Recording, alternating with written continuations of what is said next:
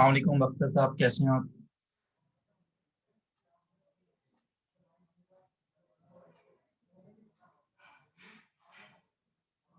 Hello sir, खैरियत से हैं? ठीक ठाक है।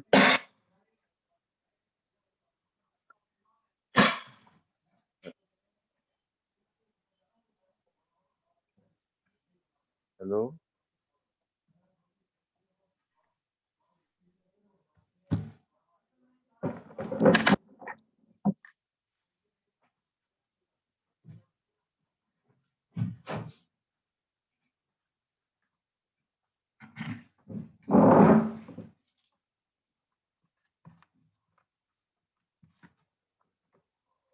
जी अख्तर साहब, आवाज़ आ रही है आपको?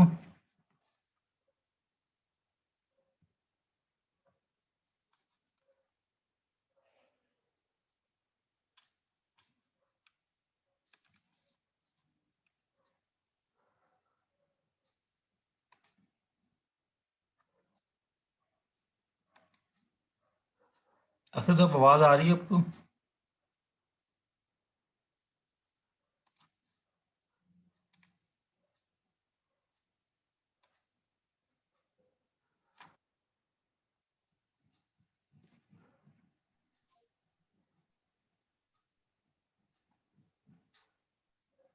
Hello mister Akhtar, are hello. You there? अस्सलाम वालेकुम सर। वालेकुम अस्सलाम, क्या हाल है आपका? ठीक है? जी खैरियत है सर, ठीक ठाक। आप खैरियत से हैं? जी अल्लाह का शुक्र है, ठीक ठाक। आज का जो सेशन है हम लाइव ही लेंगे। फिर जब नया टॉपिक स्टार्ट होगा तो फिर रिकॉर्डेड लेक्चर मैं पहले से आपको कोशिश करूंगा भेजा करूंगा। जी बेहतर है जी। तो बहुत अभी बेहतर। किसी और दूसरे लोगों ने ज्वाइन करना है किसी ने? मेरे ख्याल में दो तो आएंगे। वो दूसरा एक तो एहसन और मंजूर, उनको ये मैसेज तो लाजमी कर आएंगे। देता हूँ। तो आ गए तो फिर हम मैं स्टार्ट कर देते हैं। मैं भी करने लगा हूँ मैं। जी ठीक।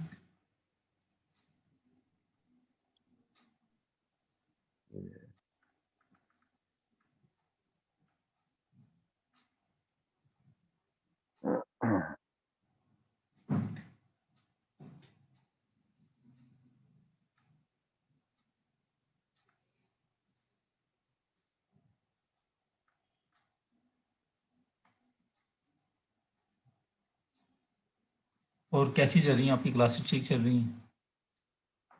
जी जी, शुक्र है अल्लाह का। एक तो कल की क्लास जो थी ना वो मंडे को होगी। अच्छा, ठीक है। एक कल हमारी सप्लाई एक्स्ट्रा चेन की क्लास एक्स्ट्रा सप्लाई क्लास एक चेन हमने की भी थी लेनी ना, है। अच्छा, हमने वो इसी तरह प्रोग्राम कर लेंगे कि ठीक है। मंडे किसी को या संडे को ना होता हुआ लड़कों का या आपका कौन सा दिन मुनासिब समझेंगे वो रख लेंगे फिर। ठीक है, एक क्लास क्योंकि हमारी मिस हुई है, वो बस एडजस्ट करनी है हमने। उसके जी बाद जी बिल्कुल। प्रॉब्लम नहीं होगी।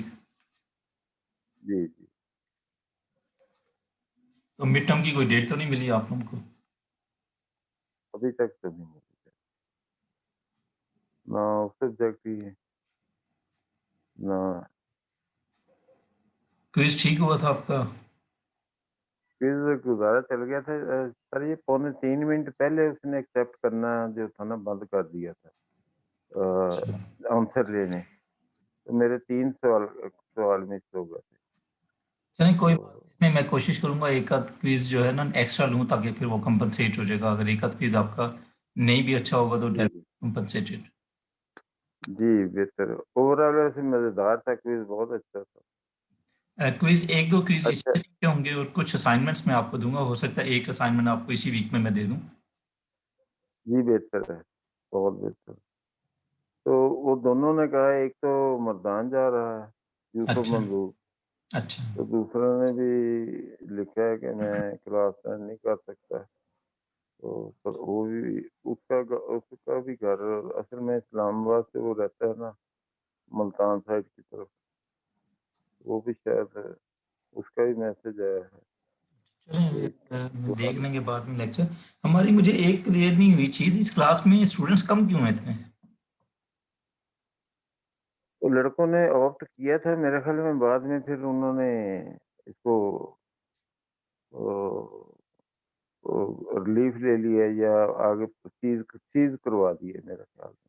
अच्छा, क्योंकि मुझे लास्ट लगता है क्लास कि में हमारे 50 के करीब स्टूडेंट्स है, 50-55 लास्ट सेमेस्टर में इसी सब्जेक्ट में। ये मुझे खुद अफसोस है क्योंकि 8-10 ने तो 7-8 ने तो मैंने खुद मुअल्लम पे देखा था, तो शो हो रहा था कि इतने स्टूडेंट हैं हम, तो लेकिन बाद में जो है वो बिल्कुल ही 3 ही रह गए। तो हालाँकि ये बड़ा इम्पोर्टेंट टॉपिक सब्जेक्ट है, हाँ, बड़ा इम्पोर्टेंट तो सब्जेक्ट है।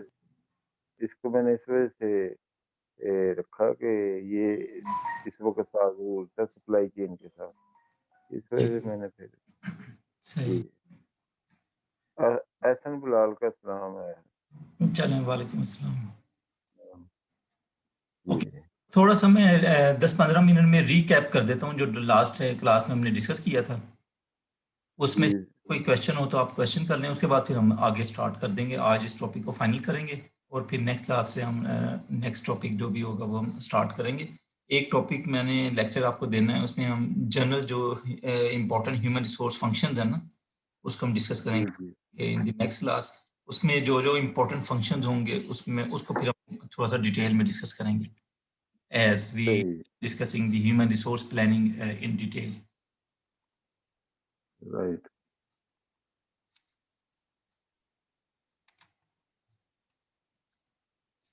ओके, ह्यूमन रिसोर्स प्लानिंग को हमने डिफाइन किया था कि जो ह्यूमन रिसोर्स प्लानिंग है one of the functional area of HR and it involves this systematic review of human resource requirements. Basically जो ह्यूमन रिसोर्स रिक्वायरमेंट्स है उसमें हम इसको इसको असेस करते हैं इस फंक्शन में, और उसमें डिमांड और सप्लाई का गैप देखते हैं। Or the purpose of this human resource planning is to have the required number of employees with the required skills, and they should be available when they needed throughout the life cycle of the project. जब भी हमें कोई main power चाहिए हो तो हमें timely main power available हो। ये इंश्योर करने के लिए हम डिटेल में प्लानिंग पहले से करके रखते हैं, कॉन्टीजेंसी प्लानिंग भी करते हैं, और उसके मुताबिक ताकि हमें बाद में फ्यूचर में जब भी आपकी रिक्वायरमेंट हो रिक्वायर्ड ह्यूमन रिसोर्स की, तो उसमें कोई प्रॉब्लम ना हो। That is the hmm, basic function of human resource planning. Then we ठीक, discussed about the human resource management और strategic plan of the organization. उसमें हमने in the very first class हमने discuss किया था कि there are the different important concepts like vision, mission और ये सब चीज़ें होती हैं। Strategy most important, ये हमने strategy को थोड़ा सा डिटेल में डिस्कस किया था। अब स्ट्रेटेजिक जो फिट होता है that is very much necessary. Strategic fit का मतलब ये होता है कि आपकी जो ह्यूमन रिसोर्स डिपार्टमेंट है उसकी सिनर्जी होनी चाहिए बाकी सब डिपार्टमेंट्स के साथ। ठीक है, ये आई थिंक हमने लास्ट क्लास में डिस्कस किया था थोड़ा सा। आज मैं इसको एक्सप्लेन कर देता हूँ। इसमें एक टर्म हम यूज करते हैं, उसको हम कहते हैं strategic fit. Now strategic fit का मतलब ये होता है कि जब आप ह्यूमन रिसोर्स डिपार्टमेंट की कोई पॉलिसीज बनाएंगे या उसके जो रूल्स बनाएंगे, that should be in collaboration with the other departments and with the mission and overall strategy of the organization. अगर आप कोई ऐसी पॉलिसी बना लेते हैं जो ह्यूमन रिसोर्स के लिए तो बहुत अच्छी है लेकिन क्वालिटी कंट्रोल के लिए अच्छी नहीं है, या सप्लाई चेन मैनेजमेंट के लिए डिपार्टमेंट के लिए अच्छी नहीं है, तो that will not be considered the good policy. आप इसकी वही पॉलिसीज बनाते हैं जो बाकी सबको भी सपोर्ट करे, और इसके अलावा आपके जो ओवरऑल मिशन है, विजन है, ओवरऑल स्ट्रेटजी है, उसको भी सपोर्ट करे। इसमें 2 तरह के फिट होते हैं। एक होता है हॉरिज़ॉन्टल फिट। हॉरिज़ॉन्टल फिट का मतलब ये होता है कि आपका जो ह्यूमन रिसोर्स डिपार्टमेंट है, जो भी पॉलिसीज़, रूल्स हम बना रहे हैं, वो इन कोलैबोरेशन हो with all the parallel departments like marketing, quality control, supply chain, administrative department, all the department. इसको कहते हैं हॉरिज़ॉन्टल फिट। एक होता है वर्टिकल फिट। वर्टिकल फिट का मतलब ये होता है कि ह्यूमन रिसोर्स को आपके विजन, मिशन, स्ट्रेटजी के साथ भी इन लाइन होना चाहिए। ठीक है? इन लाइन होगा तो उसको ओवरऑल फिर हम कहते हैं इस हॉरिजॉन्टल फिट, और वर्टिकल फिट को कि इसमें स्ट्रेटेजिक फिट है।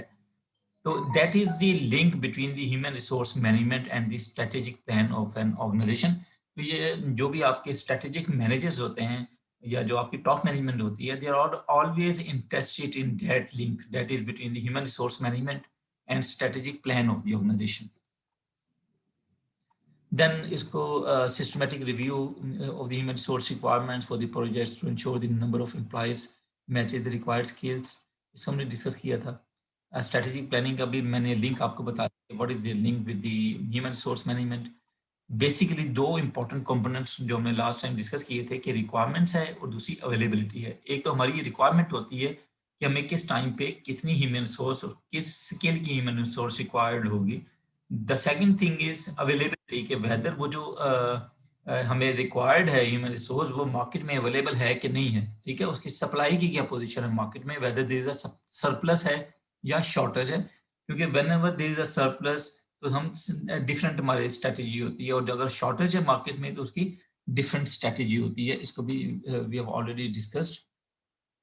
देन वी डिस्कस्ड कि जब भी हमने एक्सपेंशन करनी होती है प्रोजेक्ट्स में तो अगेन आपको it should be back with human resources. अगर ज़ाहिर है आपके पास ह्यूमन रिसोर्स नहीं होगी यानी you are going to expand your project, तो उसके लिए अगर मेन पावर अवेलेबल नहीं है तो अल्टीमेटली आपका प्रोजेक्ट जो है वो लेट हो जाता है।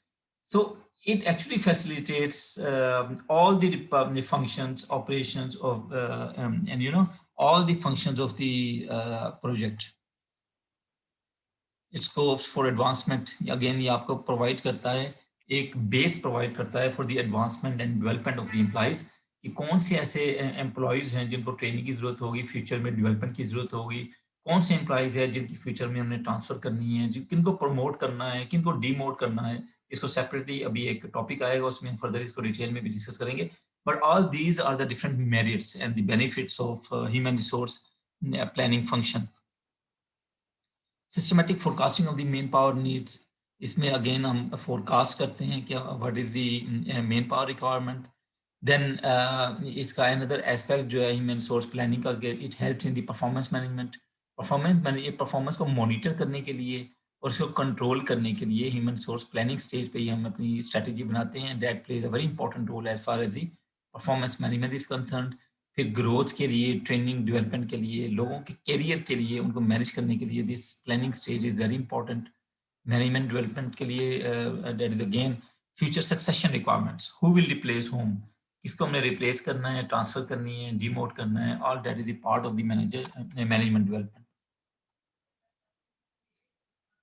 देन 4 स्टेप्स हमने डिस्कस किए थे, assembling the current HR capacity, forecasting HR requirements, then we find out the gap analysis between the human resource demands and the human resource supply, and accordingly we will make the strategies in order to cope that gap.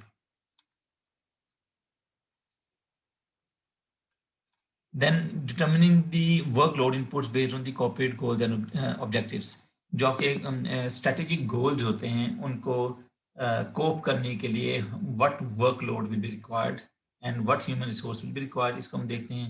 Studying the jobs in the company, job description, job specification को हमने discuss किया था कि job description जो होती है that includes the duties and responsibilities of the job, and job specification includes the qualification and the experience required for that particular job। तो ये हम पूरी लिस्टें बना लेते हैं कि फ्यूचर में क्या रिक्वायरमेंट्स हैं, उनकी जॉब डिस्क्रिप्शन क्या होगी, उनकी जॉब स्पेसिफिकेशन क्या होगी, और इनको बोथ को कंबाइन करके अगर हम देखें तो हम इसको एक टर्म यूज करते हैं that is the job analysis. So job analysis includes both the job description and job specifications. Forecasting of the manpower needs, inventory of main power, inventory हम मेंटेन करते हैं ह्यूमन रिसोर्स इंफॉर्मेशन सिस्टम में, और जब ये सारी चीज़ें हो जाती हैं then we can have the idea that how we can make the plans and how we can improve it for the future. इसमें डिफरेंट किस्म के ट्रेंड्स हमने डिस्कस किए थे last time. Long term trend होता है, साइक्लिकल वेरिएशंस होगी, then seasonal variation हो सकती है, रैंडम वेरिएशन हो सकती है। तो these are the different trends of the manpower. उसके मुताबिक फिर हम अपनी स्ट्रेटजी बना लेते हैं कि अगर ये वेरिएशंस होती हैं इन द सप्लाई और the demand of the human resource, तो हमें पहले से प्लानिंग स्टेज पे हमने देखना है कि ये फ्यूचर में वेरिएशन हो सकती है, और in advance you have to make a sort of strategy at the human resource planning stage। ये हमने डिस्कस किया था लास्ट टाइम में। ह्यूमन रिसोर्स प्लानिंग में जो इम्पोर्टेंट कंपोनेंट्स होते हैं या एलिमेंट्स होते हैं, इसमें अगेन ऑर्गेनाइजेशनल गोल्स क्या हैं उसको हम इन लाइन करते हैं with the strategic goals and with the human resource goals. Then human resource forecasting and supply के फंक्शंस को हम देखते हैं। Employee information, each and every information of the employee should be there in order to make the good strategy for the human resource. अगर employee information आपके पास नहीं होगी, आप सॉफ्टवेयर में नहीं डालेंगे, तो you cannot make the good strategy for the future, like for the promotions or the transfers and the similar sort of decisions. Then analyzing and evaluating the human resource gaps. अगर gap आपकी supply demand में gap आ रहा है, जो human resource skills हैं, technology required है, उसमें gap आ रहा है, तो उसके लिए फिर हम सेपरेट स्ट्रेटेजी बनाते हैं in order to cope that gap. Human resource information system को आई थिंक हमने डिटेल में डिस्कस किया था कि without human resource information system आजकल हम we can not take the effective decision making. ठीक है, ह्यूमन रिसोर्स इंफॉर्मेशन सिस्टम में all the data is stored. जब ये पूरा डाटा स्टोर हो जाता है, इन्वेंट्री बन जाती है, देन आप एक क्लिक पे आप इसकी प्रोग्रामिंग करते हैं या क्लिक पे आपके डिसीजंस होते हैं, वो पूरी रिपोर्ट्स जनरेट हो जाती हैं that help you for the decision making. So this is the smart sort of decision making through the human resource information systems. अब वो मैनुअल उस तरीके से हम डिस्कशन नहीं हो रहे होते कि हम मैनुअल चीज़ों को लिख रहे हैं, फाइलें बना रहे हैं. अब ये सारा काम जो है ज़ाहिर ह्यूमन रिसोर्स इंफॉर्मेशन सिस्टम के थ्रू हो रहा होता है. अब ह्यूमन रिसोर्स इंफॉर्मेशन सिस्टम जो है that is more systematic because information is systematically arranged and contain the different data. Management oriented है कि मैनेजमेंट को जिस किस्म के टूल्स चाहिए होते हैं वो डेवलप करते हैं in order to retain the employees, in order to design the training and the development program for the employees, in order to downsize the different employees from the organisation at the different stages. So all these are the very management oriented tools which are being operated through that human resource information system. Applicable, the data information stored in the file must be applicable in the meeting human resource decisions. Irrelevant data must be discarded. तो इसमें हम जो relevant data है वो हम उसमें उसको operate करते हैं, उसको store करते हैं और फिर उसमें से retrieve करते हैं in order to take the decisions. Result oriented है जो हमारा human resource information system होता है. The results from the information and the decisions derived there at must be acceptable to the management and the employee concerned. ये सब कुछ जो information system जब हम develop कर रहे होते हैं तो बाकायदा वो इसको go through होते हैं, उसमें changes करवाते हैं so that they should be more result oriented. Time bound के timely decisions के लिए अगर आपका human resource information system आपको help नहीं करता so that will not be considered an effective and good human resource information system. A good human resource information system जो होता है that always guide you for the scientific decision making and effective and timely decision making. That is most important. So these are some of the characteristics जो as a human resource manager या as a project manager आपको देखना होता है कि ये सारी चीजें आपके human resource information system में होनी चाहिए. Now again ये जो human resource information system होता है, it helps us to generate the different sort of reports. इसमें कुछ आपकी routine reports होती हैं, कुछ periodic reports होती हैं, कुछ exceptional reports हमें किसी भी stage पे चाहिए होती हैं, periodical reports होती हैं. So again all these reports should be generated and through that information system. And the human resource information system और enterprise resource planning system जो भी आपने adopt किया हुआ है उसमें ये सारी characteristics होनी चाहिए so that the required reports should be generated. Now most importantly we also discussed कि जो human resource information system होता है it is helpful for the staffing applications.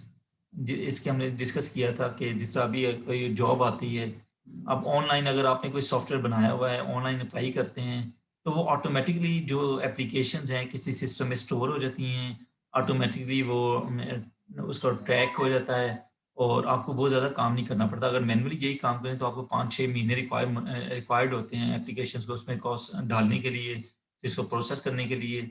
So all these things should be there and it is very helpful as far as the staffing applications are concerned. And again, it is also helpful for the decision making. So human resource planning जो है it includes the following applications. Workforce profile analysis, इसको हमने discuss कर लिया कि उसका profile analysis होता है आपकी एम्प्लॉयज़ का. देन सप्लाई और डिमांड जो लेबर फोर्स है जो आपकी एम्प्लॉयज़ है उसका एनालिसिस हम करते हैं. Workforce dynamic analysis, number of new hires, transfers, promotions, the number still needed in the future, and those employees who are available to fill up job opening in the future. So that is the sort of analysis which should be, being operated by that human resource information systems. Human resource planning for the decision making. This application pertains to the information about employees who are about to retire, job classification of the employees for promotions, and those departments that lack basic skills for the job. Now यही हमने discuss किया था कि human resource information system में ये सारी किस्म की, हम फॉर एग्जांपल आपने एक क्लिक किया उसको तो आपको पूरी इंफॉर्मेशन विद इन सेकेंड्स बता देगा कि अगले साल या इस साल कितने आपके एम्प्लॉयज़ रिटायर हो रहे हैं, उनकी रिटायरमेंट की डेट क्या है, ठीक है, उनकी जॉब क्लासिफिकेशन क्या थी, कौन से एम्प्लॉयज़ ऐसे हैं जिनकी प्रमोशन ड्यू है, ठीक है, उनकी स्किल्स क्या हैं. So all that data is on a single click through that human resource information system. Then performance management applications, ठीक है, employee performance ratings. अब डेली के डेली अगर आप उसमें इनपुट दे रहे हैं उसको about the performance of the employees, तो अगेन वो आपको रेटिंग करके भी बता देगा कि who is the best employee and who is the worst employee, work rule violations कितनी दफ़ा किसने की है, productivity index you can calculate it if you give the input data उसमें डालते रहें, तो ये सारी चीज़ें आपको कैलकुलेट करके बता देता है. सिमिलरली हमने कुछ प्रैक्टिस की थी in the very first class कि प्रोडक्टिविटी को हम कैलकुलेट किसी कैसे करते हैं. We can also calculate the productivity of the human beings, ठीक है, इसमें भी फॉर्मूला उसमें फीड कर दें तो आपको ऑटोमेटिकली वो बताएगा कि what is the relevant productivity of the different individuals और एम्प्लॉयज. और ये डाटा फिर देखें कितना ज़्यादा हेल्पफुल होगा आपको in future for taking the decisions. Training and development applications, again, these are used primarily to track down the need for the employees, training programs, courses to attend, certified skills and educational qualifications. Compensation and benefits, that is again a very important function of human resource management. इसमें भी human resource planning जो है that plays a very important role. It includes the payroll applications, job evaluation methods, salary survey हम करवाते हैं, salary planning and analysis. Executives जो होते हैं, what will be their compensation plans. So all these sort of things should also be there in the human resource planning stage. जी अख्तर साहब, इधर तक कोई क्वेश्चन हो? इसमें थोड़ा सा मैंने क्विकली ये गो थ्रू हूँ, रिकैप किया है.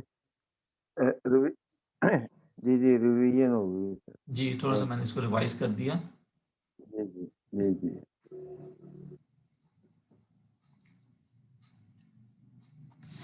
Okay, project life cycle stages and the HR activities. इसमें आपने शायद पढ़ा होगा कि every organisation has the different life cycle. Similarly every product is the different has the different life cycle. इसी तरीके से प्रोजेक्ट का भी एक लाइफ साइकिल होता है. और वो जो life cycle, through out the life cycle of the project, आपको जो ह्यूमन रिसोर्स की रिक्वायरमेंट है वो एक जैसी नहीं होती, वो डिफरेंट होती है. ये भी आपका जी वेरिएबल होती है. वेरिएबल होती है कि अगर आप प्रोजेक्ट स्टार्ट कर रहे हैं तो उस वक्त हो सकती है कि आपकी ह्यूमन रिसोर्स की डिफरेंट रिक्वायरमेंट हो. आपका जब प्रोजेक्ट क्लिक हो जाता है या वो ग्रोथ स्टेज पे होता है तो उसमें आपको डिफरेंट आपकी, और दूसरी आपके फाइनेंसिस भी आपके डिफरेंट स्टेज पे डिफरेंट होते हैं ना. जी जी जी. उसके मुताबिक ही आप ज़ाहिर है ह्यूमन रिसोर्स एक्टिविटी भी साथ साथ चलती हैं. तो ये थोड़ी सी एग्जांपल दी हुई है इस स्लाइड में कि एट द डिफरेंट स्टेजेस आपने किन चीज़ों को देखना है, और with respect to the human resource point of view at the different project life cycle stages. जो प्रोजेक्ट लाइफ साइकिल होती है that is again like that organisational life cycle की इंट्रोडक्शन होती है शुरू में, ठीक है. इंट्रोडक्शन के बाद अब इंट्रोडक्शन में ज़्यादा अगर आप या तो प्रोवाइड जो सर्विस है या प्रोडक्ट है वो आपकी उस स्टेज पे नहीं होती, ठीक है. सेल भी आपकी कम हो रही होती है if you are going to produce as far as the organisation life cycle is concerned. उसके बाद एक स्टेज आपकी आती है जिसमें आपका प्रोजेक्ट भी क्लिक करता है, ग्रोथ होती है और उसमें काफ़ी एक्टिविटीज़ फिर आपकी स्टार्ट हो जाती हैं. उसके बाद फिर आपकी मेच्योरिटी की एक स्टेज आती है, उसके बाद आपका डिक्लाइन या उसका वाइंड अप होता है प्रोजेक्ट का. इंट्रोडक्शन स्टेज वो जब आप इंट्रोड्यूस करवाते हैं प्रोडक्शन, जब आपका इंट्रोडक्टरी स्टेज पे होता है तो उसमें आपकी जो स्टाफिंग रिक्वायरमेंट है that attract the best technical and professional talent, क्योंकि आपने उसको क्लिक करना होता है प्रोजेक्ट को। तो रिक्वायरमेंट ये होती है कि आप जो अच्छे टेक्निकल और प्रोफेशनल टैलेंट हैं उसको हायर करें, ताकि उसमें किसी किस्म के क्लिक करने में प्रोजेक्ट को प्रॉब्लम ना हो। ऐसे ही होता है, आप अपना एक्सपीरियंस से if you want to share something. बिल्कुल जी, ऐसे ही होता है। मेरे अपने साथ ऐसे ही होता रहा है। बिल्कुल, बिल्कुल। क्योंकि आपका टेक्निकल और प्रोफेशनल टैलेंट अगर इनिशियल स्टेज पे साथ नहीं होगा, तो उसको क्लिक करने में भी प्रॉब्लम होगी प्रोजेक्ट को। जिस तरह एक प्रोडक्ट की होती है ना, अ, जैसे निराला स्वीट हो गई या इस तरह मैकडॉनल्ड वगैरह मशहूर है। इस जी, तरह जी। जो प्रोफेशनल प्रोफेशनल जो एक्सपीरियंस प्रोफेशनल होते हैं ना, उनकी भी एक वर्थ बन जाती है मार्केट में। जी। तो तो जब कोई प्रोजेक्ट खास तौर पे हमारे जो बड़े-बड़े प्रोजेक्ट होते हैं, तो उसमें फिर देखा जाता है कि इस बंदे ने कितने प्रोजेक्ट किस टाइम में मुकम्मल किए। तो उसको तो लाज़मी कहीं जाने नहीं देते। तो अगर प्रोजेक्ट कहीं दोबारा मिलता है तो पहले उनको लाज़मी पता किया जाता है कि वो फ़ारिग हैं या कहीं बिज़ी हैं या कब अवेलेबल होंगे। नहीं, ये बड़ा तो इम्पोर्टेंट इससे पॉइंट आपने बताया है। दिस इज़ वेरी जी, इम्पोर्टेंट। और ये हम इससे मैच भी करता है, क्योंकि शुरू में आपने क्लिक करना होता है प्रोजेक्ट को, और ज़ाहिर है जितनी डिफ़िकल्टीज़ होती हैं स्टार्ट में आपको फ़ील होना शुरू हो जाती हैं। तो उस स्टेज पे जो अक्सर जो हमने टॉप मैनेजमेंट है, उसकी कोशिश यही होती है कि वो जो बेस्ट अवेलेबल ह्यूमन रिसोर्स है उसको हायर करें। यस। ताकि आपका प्रोजेक्ट एक दफ़ा क्लिक कर जाए, उसको स्मूथ उसका स्टार्ट हो जाए। और उसके लिए अगर उसको ज़्यादा पे करना पड़ता है, फॉर एग्ज़ाम्पल अगर कोई आपके पास ऐसा टेक्निकल साइंटिस्ट आता है या कोई ऐसा टेक्निकल एम्प्लॉयी आता है जिसका मल्टीपल प्रोजेक्ट्स में एक्सपीरियंस है, तो उसके लिए ज़ाहिर है आप कंपनसेट भी उसे ज़्यादा कर देंगे। आप उसे अट्रैक्टिव कंपनसेशन भी ऑफ़र करेंगे in order to take that particular employee. तो जी, जी। इसकी एक एग्ज़ाम्पल दूँ मैं और सर? जी, जी, जी। मसलन एक स्टेशन मास्टर है लाहौर रेलवे स्टेशन का। जी, एक स्टेशन मास्टर है चीचों की मलियाँ का या बहुत रिमोट एरियाज़ का। जी। अगर प्रोजेक्ट बड़ा है और उसमें स्टाफिंग ज़्यादा है, तो ज़ाहिर है कि जो छोटे लेवल का जिसका एक्सपीरियंस है, तो वो तो उसको तो डिस्कार्ड कर देंगे ना ह्यूमन रिसोर्सेज़ वाले और मैनेजमेंट वाले। वो ठीक है। उनके मुतल्लिका रिक्वायरमेंट के जो उस लेवल के होंगे बंदे, उनको शॉर्टलिस्ट करेंगे। राइट। जी। बिल्कुल ठीक है। अच्छा, ये लिंक आप सेंड कर सकते हैं? तो यूसुफ मंजूर का मैसेज आया हुआ है कि इनको लिंक सेंड कर दें। एक्चुअली मेरे लिए लिंक इसमें थोड़ा-सा वो मोबाइल पे मुश्किल होता है। मैं इस तरह से पासवर्ड और वो दे देता हूँ आपको जॉइन करने के लिए। उसमें पासवर्ड उसका ज़ूम का आईडी।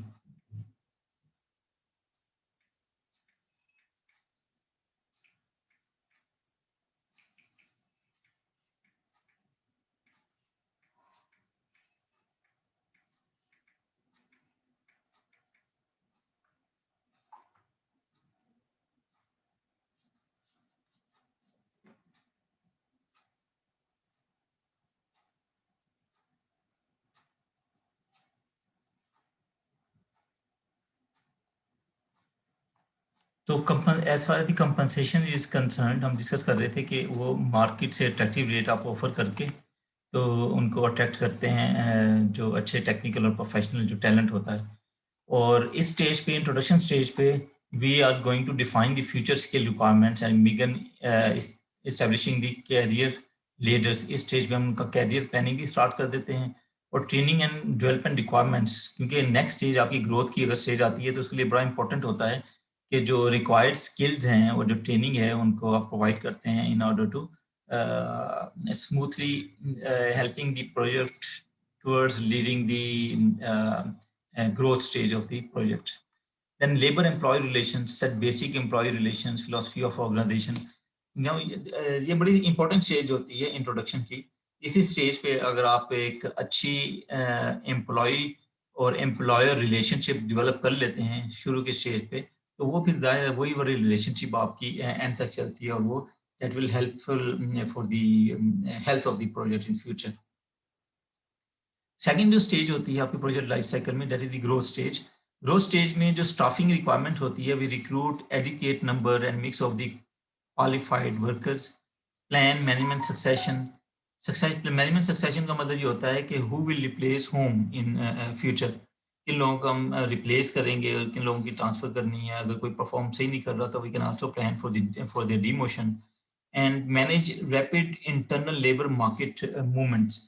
इंटरनल जो आपकी लेबर है उसकी मूवमेंट्स को हम मैनेज करते हैं और उनको रिक्वायर्ड एरिया में हम उसको प्लेस करते हैं. Similarly as far as the compensation is concerned, meet external market but consider internal equity effects.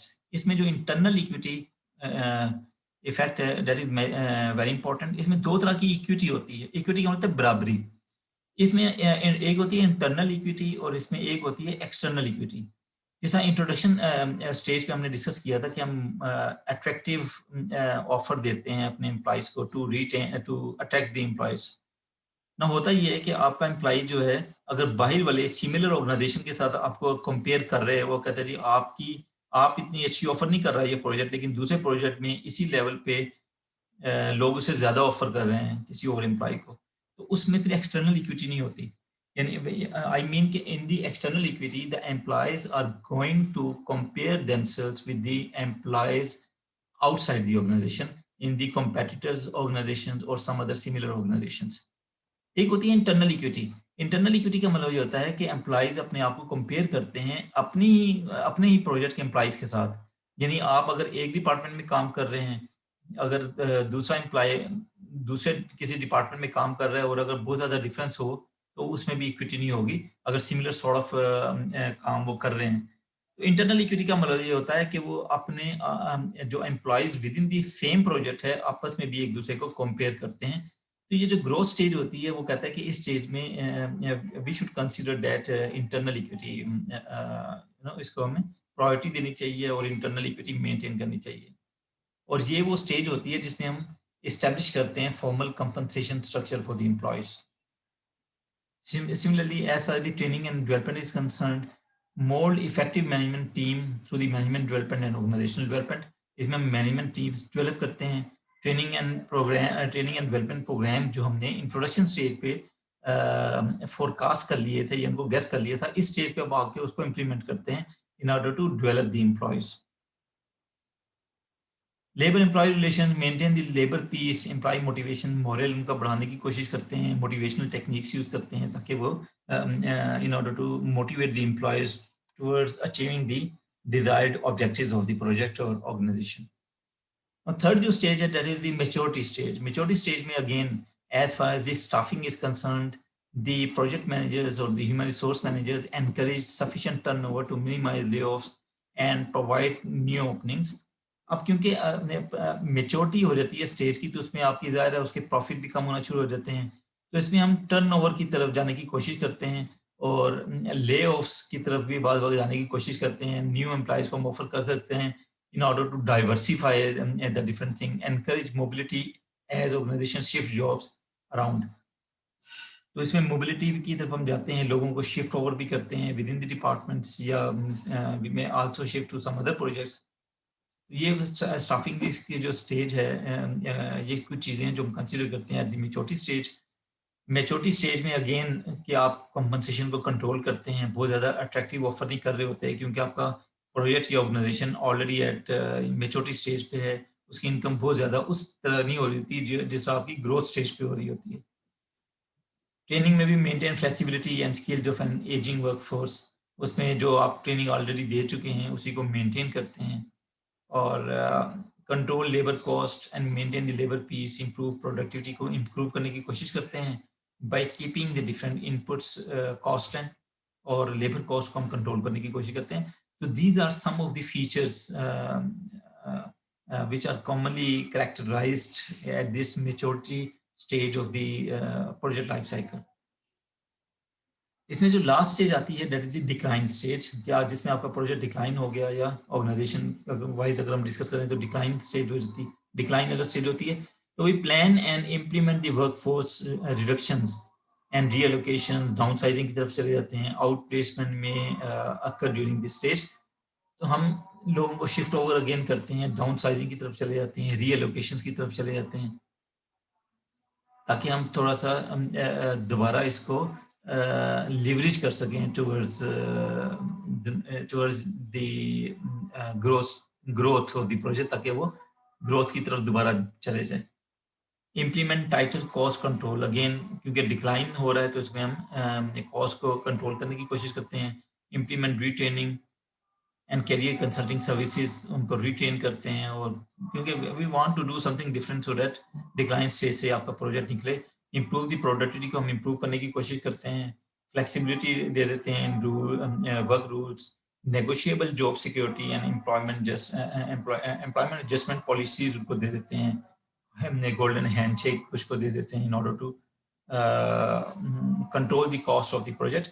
तो ये जो करेक्टरिस्टिक्स हैं या जो फीचर्स हमने डिस्कस किए हैं, that is true for the projects as well as for the organisations.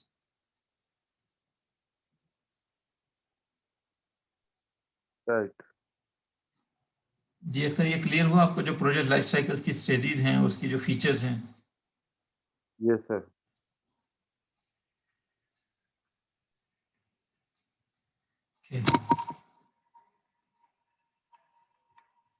Human resource forecasting.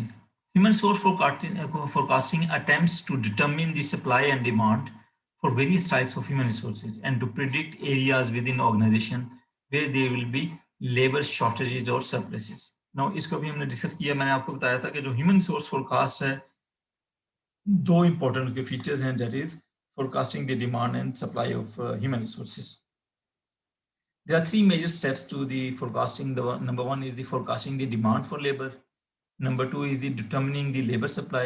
Number three is the determining labor supply, labor surpluses and shortages. You will have to find out whether there is a labor surplus or shortage in the market.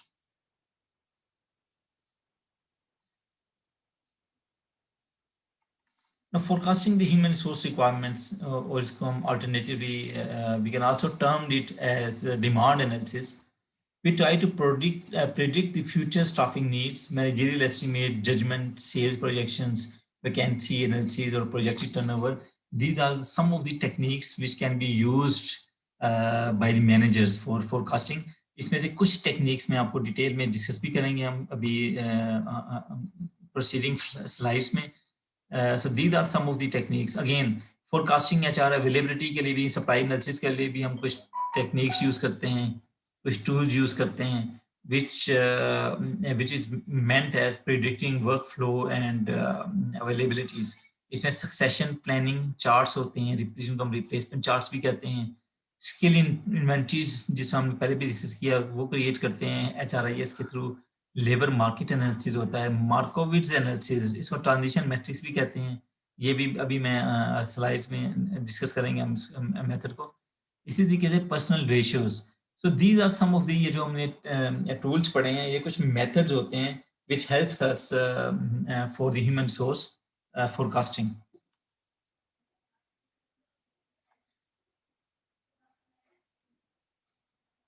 Okay, इसमें एक method जो भी हमने discuss किया forecasting के लिए, उसको हम कहते हैं judgemental method. That is judgemental method. ये एक किस्म का क्वालिटेटिव मेथड होता है। In the last class I briefed you about two methods which can be used for human resource forecasting. इसमें एक क्वालिटेटिव मेथड होता है और एक क्वांटिटेटिव मेथड होता है। क्वांटिटेटिव मेथड में हम चीज़ों को क्वांटिफाई करते हैं by using some statistical techniques, और कुछ आपके क्वालिटेटिव मेथड होते हैं like by the use of experience और जजमेंट, हम इसको यूज करते हैं। तो ये जो जजमेंटल मेथड है, that is basically the qualitative method for human resource forecasting और फोरकास्टिंग डिमांड। जजमेंटल का मतलब ये होता है कि जो एक्सपर्ट्स होते हैं वो अपनी एक्सपीरियंस की बेस पे जज करते हैं कि what can be the future demand for your project. ठीक है, अगर आप एज अ प्रोजेक्ट मैनेजर, जिस तरह आपने बताया था कि आप काम कर रहे हैं ऑर्गेनाइजेशन में, तो आपको सिनारियो का पता होता है पहले से, पिछले प्रोजेक्ट से आप एक्सपीरियंस ले चुके होते हैं कि आपकी फ्यूचर जो डिमांड है for the human resource for that particular project what will be that. तो आप जज करते हैं उसको, आप एस्टिमेट्स बनाते हैं, रूल ऑफ थंब भी यूज करते हैं, ठीक है, जजमेंटल बेस पे। इसमें दो बड़ी इंपॉर्टेंट टेक्निक्स यूज होती हैं, इसमें अगर आगे स्लाइड आएंगी तो मैं बताऊंगा। इसमें एक होती है डेल्फी टेक्निक और एक होती है एनजीटी, नॉमिनल ग्रुप टेक्निक, और एक होता है brainstorming. All these techniques are very important qualitative techniques which can be helpful for forecasting demand. ये सिर्फ डिमांड की फोरकास्टिंग के लिए यूज नहीं होती, इसको और भी बहुत से पर्पज के लिए हम यूज करते हैं। Are you aware of these techniques, Delphi technique, nominal group technique? शायद किसी मैनेजमेंट के सब्जेक्ट में आपने पढ़ा हो। No sir. नहीं पढ़ी, चलें, ये बड़ी इंपॉर्टेंट टेक्निक है, इसमें हम थोड़ा सा डिस्कस करते हैं। स्पेशली डेल्फी टेक्निक और ये नॉमिनल ग्रुप टेक्निक का मैं आपको बताता हूँ। बट एक चीज आपने याद रखनी है, these are the qualitative methods for forecasting demand. ये नॉमिनल ग्रुप टेक्निक है। इसमें मैं पहले स्टेप्स रीड आउट करता हूँ, उसके बाद मैं आपको बताता हूँ कि what this technique is about. इसमें पहला स्टेप में हम क्या करते हैं, small group of 4 to 5 people gathers around a table, reader identifies judgement issue and gives participants procedural instructions. Second step क्या होता है, participants write down all the ideas that occur to them, keeping their list private at this point. Creativity is encouraged during this phase. Third step इसका क्या होता है, leader asks each participant to present ideas and writes them on a black board और flip chart, continuing until all the ideas have been recorded. Fourth step पे हम क्या करते हैं, participants discuss each other ideas, clarifying, expanding and evaluating them as a group. Five step, participants rank ideas privately in their own personal order and preference. Then finally, the idea that ranks highest among the participants is adopted as the group's judgment. No, इसमें थोड़ा सा मैं explain करता हूँ आपको। ये आपकी एक किस्म की ब्रेन स्टॉर्मिंग टेक्निक होती है। इसमें हम क्या करते हैं कि आपने कोई भी डिसीजन लेना है अबाउट एनीथिंग, लाइक इस केस में आपने डिमांड को फोरकास्ट करना है फॉर द प्रोजेक्ट। उसमें हम क्या करते हैं, 4 से 5 जो एक्सपर्ट्स होते हैं उनको गैदर कर लेते हैं, ठीक है। एक्सपर्ट्स जिनका पहले एक्सपीरियंस होता है उनको गैदर करते हैं, उनको हम अपनी प्रॉब्लम बताते हैं कि we want to forecast demand for our projects in the next 3 years या 4 इयर्स के लिए। तो उनको हम प्रॉब्लम बताते हैं, इसके बाद वो आइडिया उनके साथ शेयर करते हैं और उनको कहते हैं कि आप अपने आइडियाज बताएं, you develop your own ideas about that particular problem. और लीडर जाहिर है उनको गाइड कर रहा होता है, और हर जो पार्टिसिपेंट है जो इसमें एक्सपर्ट होता है वो अपनी इसमें ओपिनियन देता है, उसको रिकॉर्ड करता है। उसके बाद वो जो आइडियाज हैं वो हम शेयर करते हैं एक दूसरे के साथ, उनकी रैंकिंग करते हैं, हर आइडिया की रैंकिंग करते हैं। उसके बाद जिसकी रैंकिंग ज़्यादा होती है उसको हम एक्सेप्ट कर लेते हैं आइडिया को और उसको इम्प्लीमेंट कर देते हैं। तो ये एक किस्म की ब्रेन स्टॉर्मिंग होती है, नॉमिनल ग्रुप टेक्निक। जी अख्तर साहब, ये क्लियर हुआ आपको नॉमिनल ग्रुप टेक्निक? अगर कोई क्वेश्चन है तो we can discuss it again.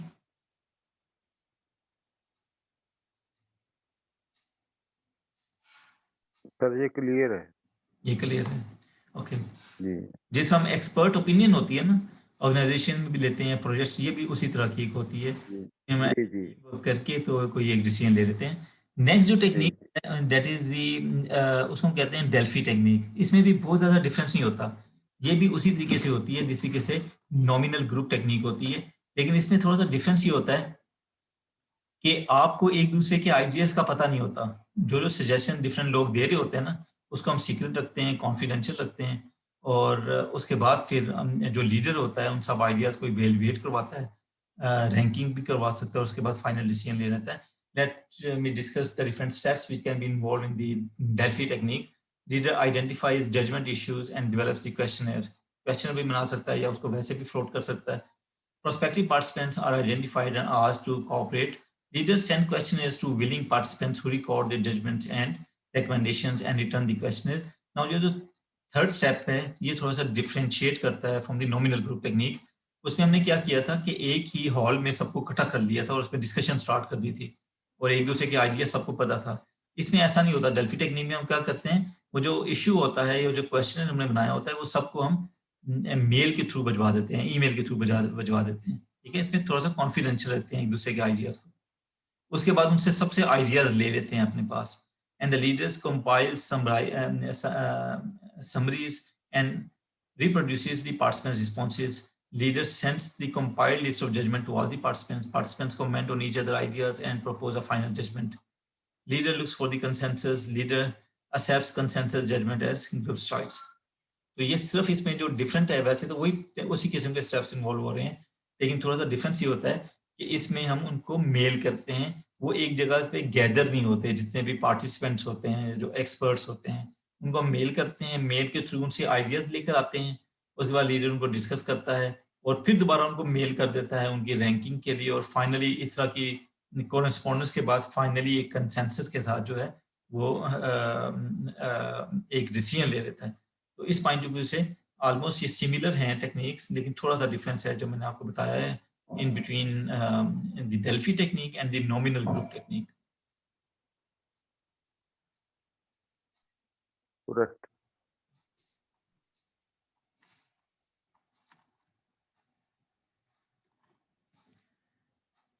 Okay, next इसमें जो इम्पोर्टेंट चीज़ है दैट इज द स्टैटिक। ये हमने जो मैंने आपको बताया nominal group technique, expert opinion, exploration, Delphi technique, all the brainstorming, all these are the qualitative methods. ये आपके क्वालिटेटिव मेथड्स में आते हैं, जिसमें हम डिस्कशन कर रहे होते हैं, जजमेंट कर रहे होते हैं, एक्सपीरियंस को यूज़ कर रहे होते हैं, और इन सब चीज़ों की बेस पे हम एक डिसीजन ले लेते हैं। तो ये आपकी क्वालिटेटिव अप्रोचेज होती हैं।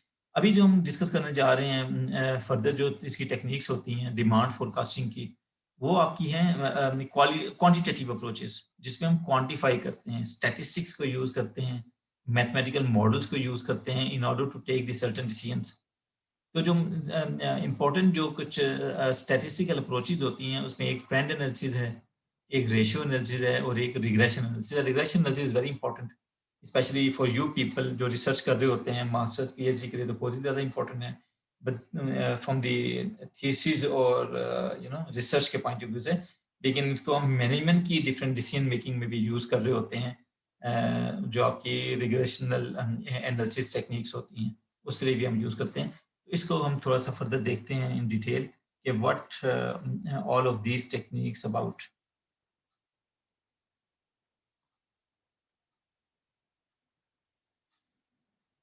ओके, ट्रेंड एनालिसिस का आइडिया है, what is the trend analysis? No sir. Time series analysis अगर कभी पढ़ा हो।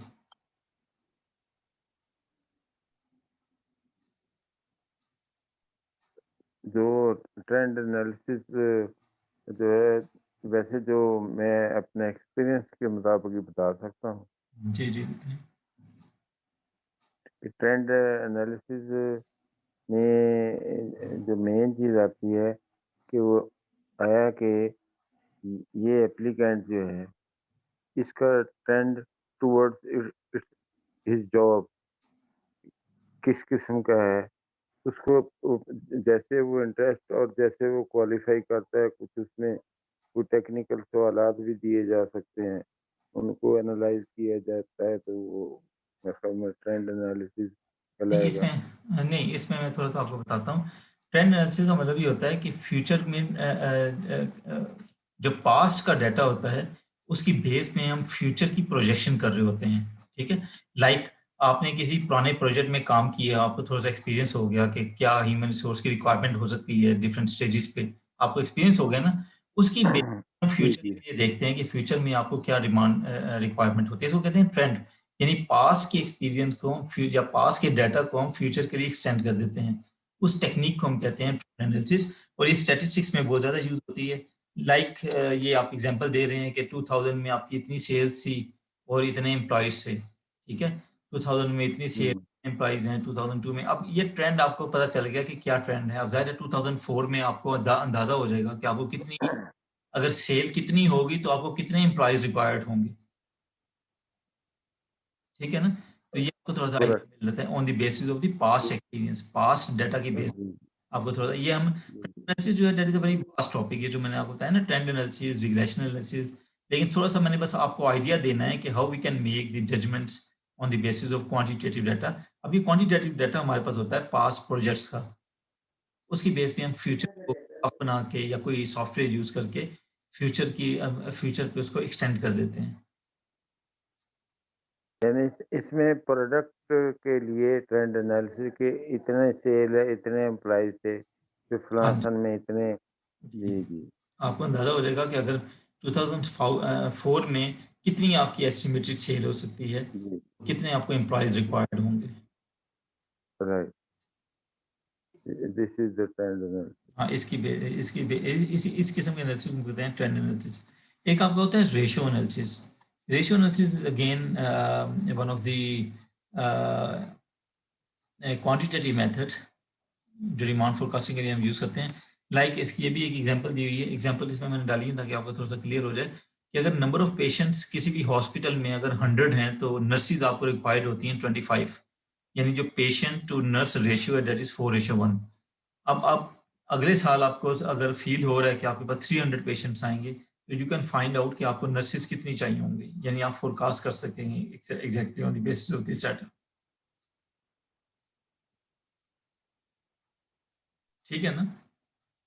जिस क्वाइट, यस, यस। 3 से मल्टीप्लाई किया तो ज़ाहिर है 75 आपको नर्सेज़ भी चाहिए होंगी in order to hmm, cope with those 300 patients.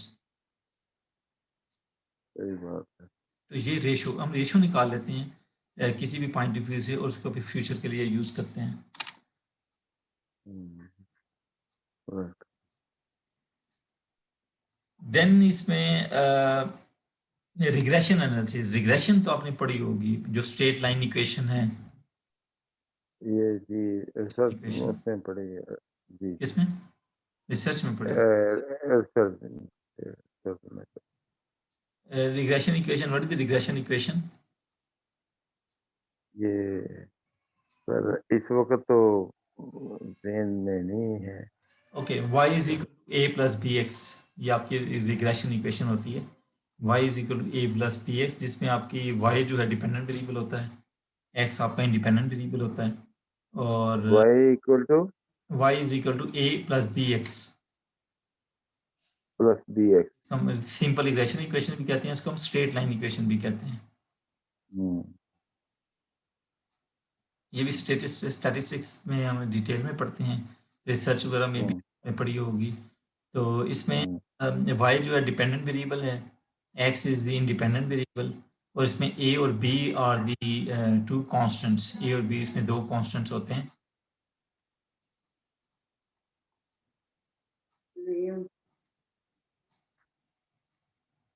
Now ये जिस तरीके से ये आपको ये भी आपके पास डाटा होता है पास का, और उसको हम इस रिग्रेशन इक्वेशन में डालते हैं, स्ट्रेट लाइन इक्वेशन बनाते हैं, और उसकी बेस पे हम फ्यूचर के लिए फोरकास्टिंग करें using that particular regression equation. हम उसको फ्यूचर के लिए कास्ट कर देते हैं। अगर आपको कस्टमर्स का पता है, कितने आपके कस्टमर्स हैं और इतने एम्प्लॉइज आपको रिक्वायर्ड हैं, तो उसमें आप उसमें डाटा डालें, उसको y is equal a plus b x equation में, तो आपके पास स्ट्रेट लाइन आ जाएगी।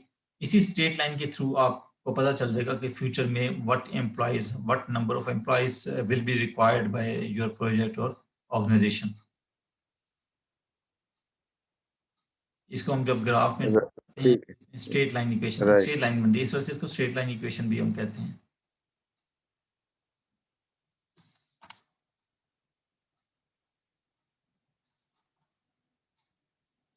Forecasting involves two activities.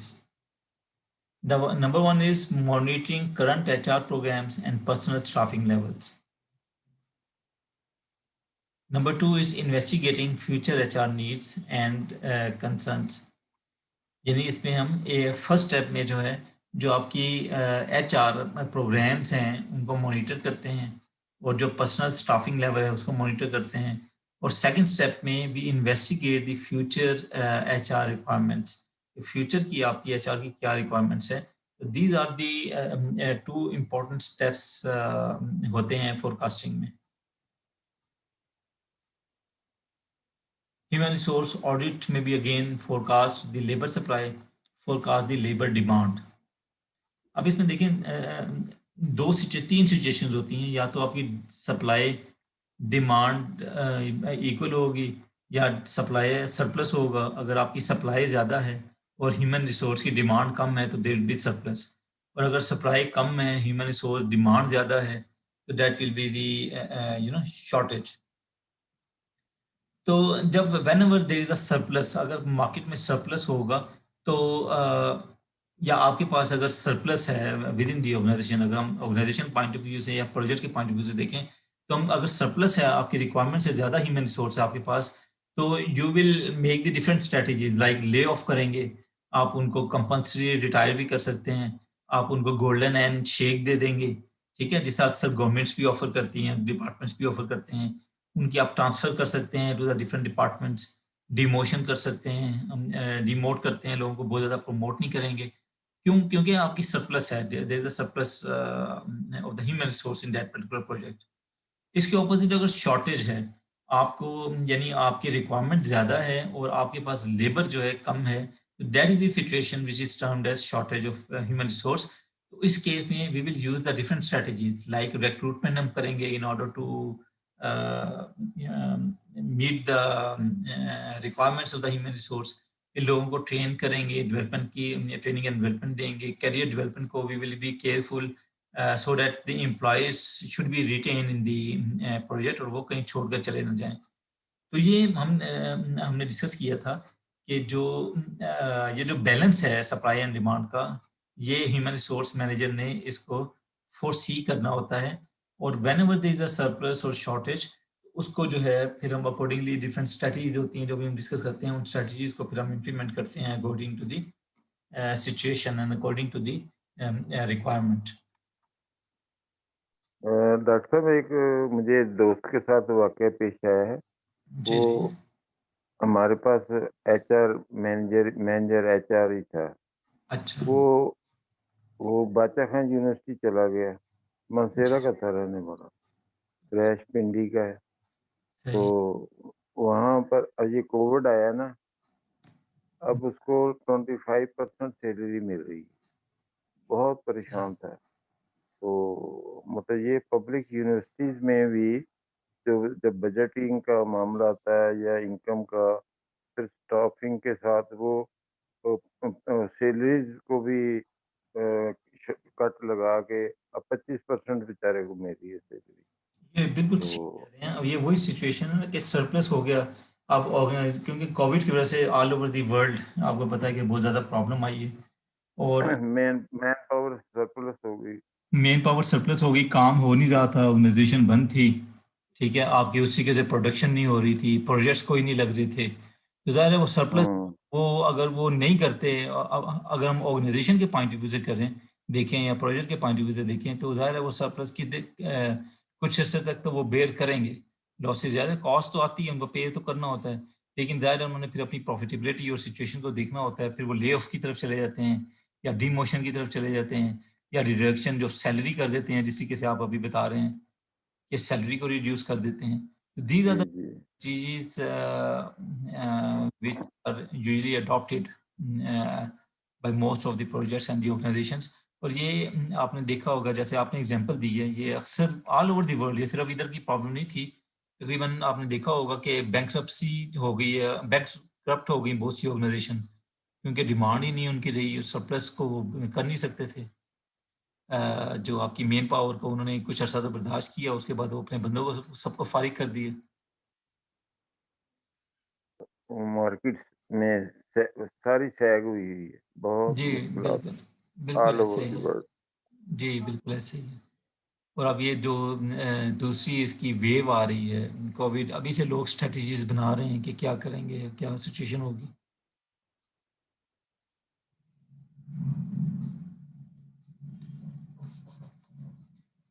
Okay HR वाले काम कर रहे होंगे कि जब पैसे ही नहीं आ रहे, तो what the other steps they have to take. जी, बिल्कुल ऐसा ही है। Very difficult for the organisation to manage जी, ऑल ऑफ दीज़ थिंग्स। जी, जी। ओके, अख्तर साहब लेट्स हैव द ब्रेक, तकरीबन 5-10 मिनट की हम ब्रेक ले लेते हैं। जी, उसके जी, जी। बाद इधर से ही हम स्टार्ट करेंगे। 7:30 पे स्टार्ट कर लें। 7:30 लेट नहीं हो जाएगा? नमाज़ चलें न, चलें, 7:25 नमाज का वक़्त ठीक हो है, गया हम तो नमाज़ की भी ब्रेक ले लेते 7:30। हैं, ठीक है, 7:25 या 30 तक हम स्टार्ट कर देंगे। जी, राइट। ठीक है, थैंक वेलकम। ओके, अल्लाह ओके।